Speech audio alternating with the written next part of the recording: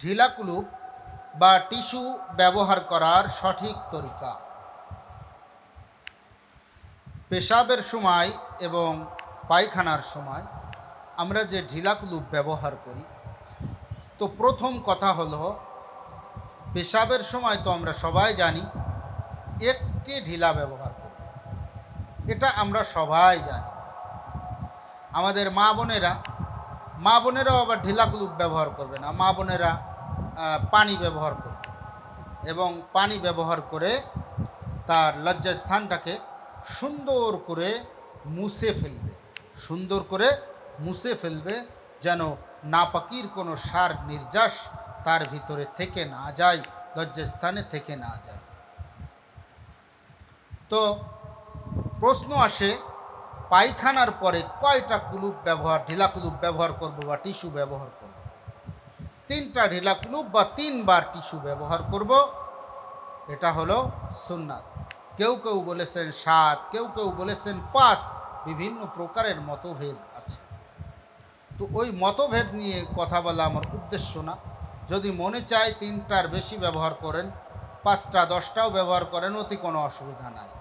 কিন্তু আমি শুধু একটা তরিকা বলবো, ঢিলা কুলুপ ব্যবহার করার ক্ষেত্রে গরমকালে এবং শীতকালে একটু পার্থক্য আছে ব্যবহার করার তরিকার ক্ষেত্রে। কেমনভাবে ব্যবহার করব? যদি শীতকাল হয় তাহলে আমি প্রথম ঢিলাটা পিছন দিক থেকে সামনে আনব, দ্বিতীয় ঢিলাটা বা টিস্যুটা সামনের থেকে পিছনে নিয়ে যাব এবং তৃতীয়টা পিছন থেকে আবার সামনের দিকে আনব। আর যদি গরমকাল হয় তাহলে একটু ভিন্ন করব। আমি প্রথম 2টা ঢিলা বা টিস্যু সামনের থেকে পিছনে নিয়ে যাব এবং শেষেরটা পিছন থেকে সামনে আনব। এর কারণটা কি? শীতকালে এবং গরমকালে এই ঢিলা কুলুপ বা টিস্যু ব্যবহার করার ক্ষেত্রে এটার পার্থক্য কেন হল? শীতকালে মানুষের অন্ডকোষটা ঝুলা থাকে না, একটু আটা থাকে। এর জন্য পিছন থেকে যদি সামনে আনি তাহলে নাপাকি লেগে যাওয়ার সম্ভাবনা নাই, অন্ডকোষে নাপাকি লেগে যাওয়ার সম্ভাবনা নাই।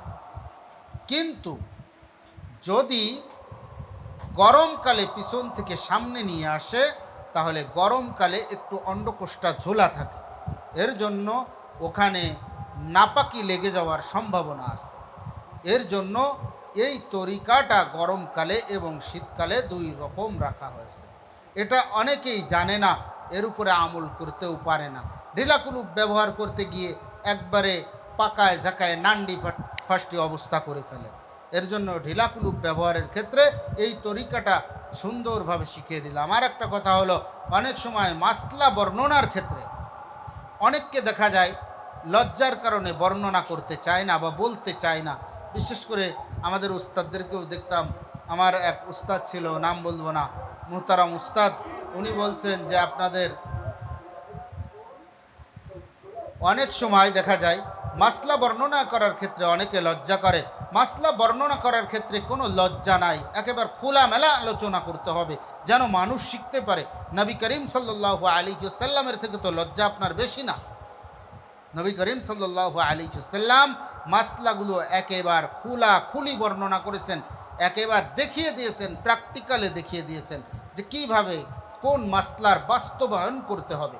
আমাদের অনেক ক্ষেত্রে দেখা যায় এই আলোচনা শুনলেও হয়তো একটু লজ্জাস্কর বিষয় বা হাসবে। আমাদের এক উস্তাদে মুহতারাম ছিলেন, উনি বলল যে আমি মাসলা মাসাইলে সব অধ্যায় পড়াতে পারবো কিন্তু গোসলের মাসলা পড়াতে পারবো না। তো অন্য আর এক উস্তাদকে বললাম যে হুজুর গোসলের মশলা তো পড়াতে চায় না হুজুর, বলে যাই কিতাব আমার কাছে নিয়ে আয়, গোসলের মশলা আমি পড়াই দিচ্ছি। সবাই যদি না পড়ায়, সবাই যদি লজ্জা করে এই অধ্যায় পড়ানো বাদ দিয়ে দেয়, তাহলেই মানুষ শিখবে কার কাছ থেকে? ছাত্ররা শিখবে কার কাছ থেকে? এর জন্য লজ্জা হয়তো কারো একটু বেশি, কারো কম।